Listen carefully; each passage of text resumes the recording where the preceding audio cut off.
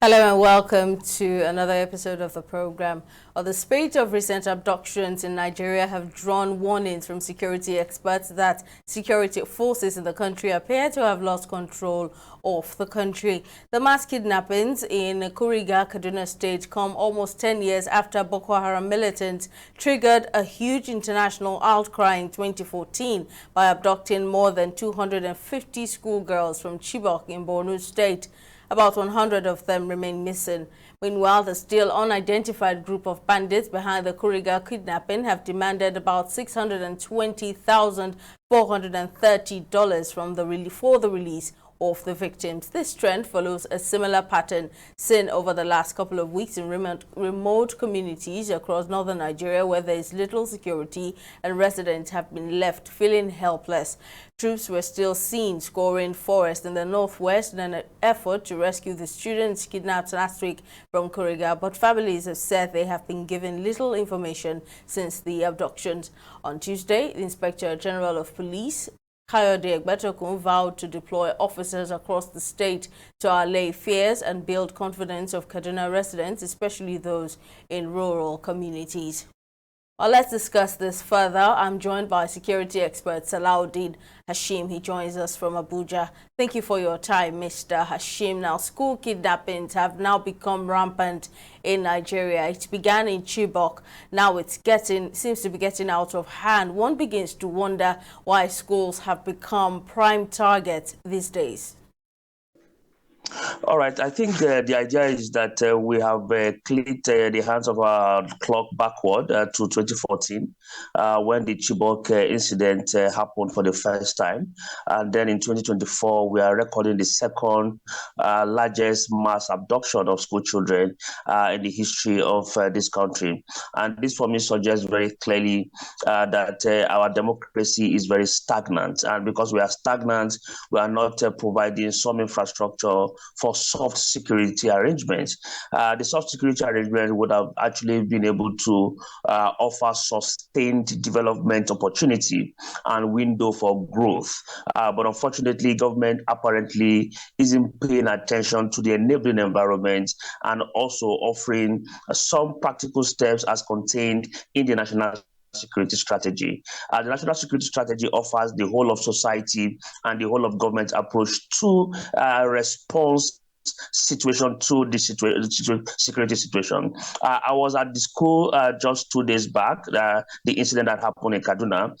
First is that the Safe School Presidential Committee on the Safe School Policy or Safe School Roadmap and didn't do anything at all considering the large monies they gathered, particularly from the private sector. If you go to that school, the school does not have fence. 1 hour into the school community, network is entirely taken out. How do you guarantee security and safety of children when you don't even have the requisite infrastructure for raising alarm when situations like this happen? And again, information that I gathered on the ground was that there was a checkpoint few meters to where the school was. And when the incident happened, suddenly that checkpoint disappeared. Then again, the question would be, was it a failure of intelligence, or that people just didn't act on actionable intelligence, or that we were just deliberately complacent and decided not to act whatsoever? So overall, I think there is a wide gap in our pull and push factors and government inability to be able to provide the infrastructure for peace. And most likely this, in conclusion today, is the fact that the National Bureau of Statistics report was very clear in December, and it told us very clearly the height of vulnerabilities. And if you see what is happening since January, it tells you very clearly that our security is interactive, and that interaction is actually what we are seeing in terms of impact. And young people, unfortunately, are the victims. And the reason why it is so is because people see young people as an opportunity, one, to recruit, because what you see happening is actually not just a farce. It is actually a deliberate and systematic approach by these guys in the forest. One is that they want to recruit these young people to be able to help them beginning to develop some level of a new generation of actors. Two, to develop those who will continue and begin to show some level of empathy. And that was what happened with the Baptist high school boys that were taken. Apparently, not all of them decided to come back. One of the boys refused and decided that he was going to stay back because he saw models in these guys. And then, of course, felt that it was an opportunity for him because of some situation of background in the home, thought to stay back with these guys. And they took him to several operations because I interacted with him after he finally returned. And he told me that, well, he may not have killed, but he followed them to several operations. This for me is a dangerous mindset for young people, and we are developing a generation of young men who will begin to see patriotism as something that is not credible, but again, taking arms against the state as the only way to be able to get liberty. That for me is something that government should interrogate. Let's now discuss the issue of ransom, which of course is one of the reasons for the abductions. It's now a money-making venture. Do you support ransom payment for the release of kidnapped victims, especially now that the federal government has said that they are not going to pay any ransom to ensure the release of the kidnapped victims? Terrorism Prevention Act 2022, as amended, actually criminalizes the payment of ransom.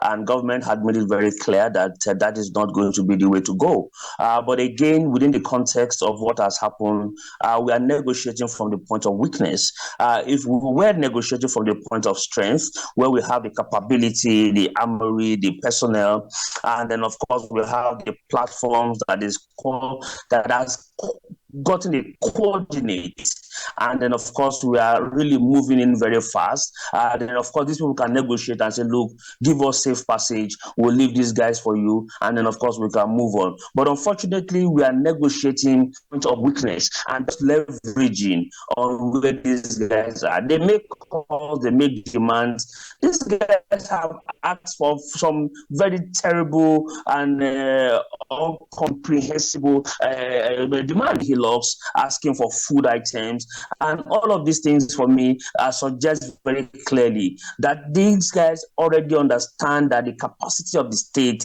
cannot in any way match with theirs.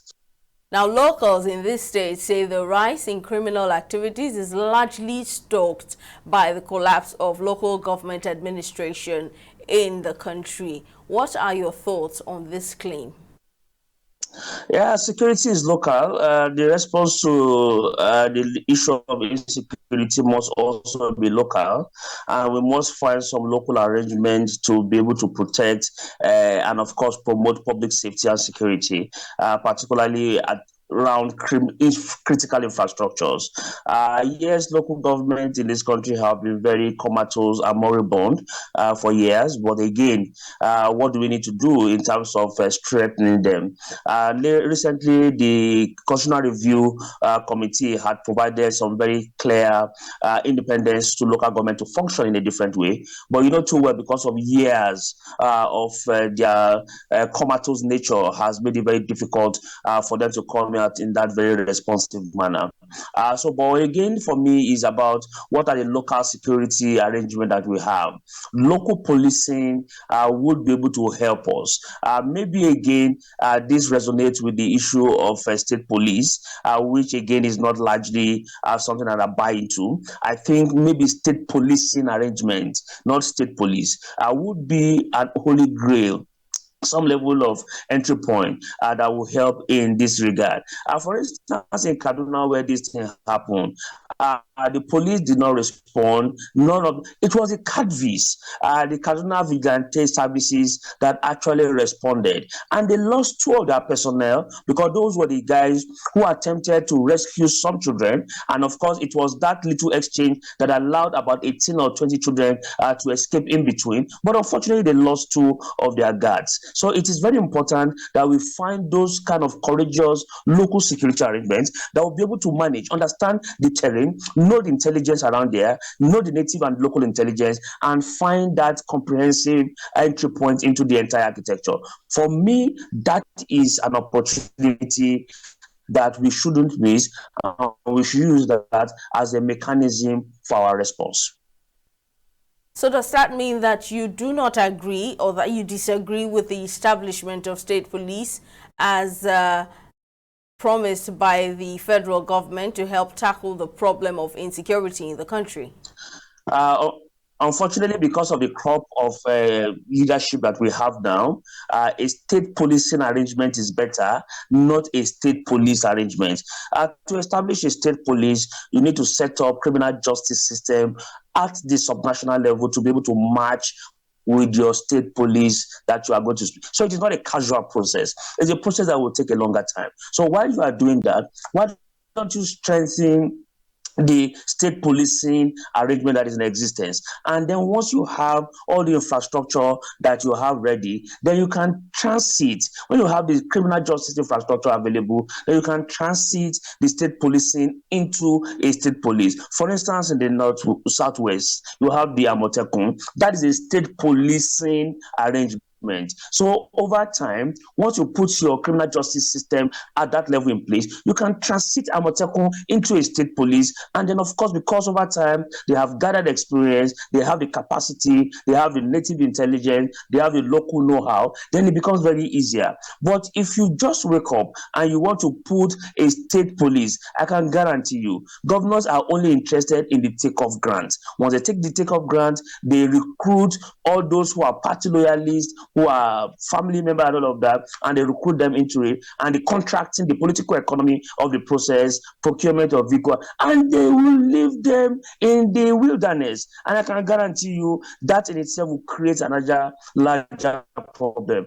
As it were now, there are 15 states that have localized state policing arrangements with over 50,000 personnel. Some of them have been armed. And the question for me, who developed the checklist that guided all of this particular process? What we are seeing again is the proliferation of small arms and light weapons. If we don't guide it properly, we are going to see a surge in the number of arms and the number of those who will be interfacing as part of this arrangement to be attacking the state. I think the arrangement needs to be more circumspect. We need to be more deliberate, and we need to find some level of stability in our response to it. Finally, Mr. Ashim, do you think that this kidnapping scourge in Nigeria can end? Are you confident that the Nigerian government will overcome it? We cannot continue to do the same thing and expect a different result. If we want to get this thing to end, there are specific infrastructure that we must put in place. One is that our economic program must actually be very robust. We must push some level of industrialization. We must end forex to be able to boost local economy. Because once there is hunger, I tell you, people get angry, and angry people can go to any extent to be able to ensure that they unleash their wrath on soft targets. So I think, again, we need to look at our program holistically. And again, we should go back to the national security strategy. It has offered us all the inroad and all that is required for this to happen. And one of the best ways to get this done is to make sure that we boost economic activities and livelihood of citizens. If we do this, this insecurity issue will reduce by half. The reason why people go into it or are recruited is because of the scarcity of resources. And that in itself is actually opening too many doors for criminality. That for me would be the best entry point. All right, now, security expert Salahuddin Hashim, thank you very much for sharing your thoughts. That's how much we can take on this episode of the program. Thank you for watching. See you next time.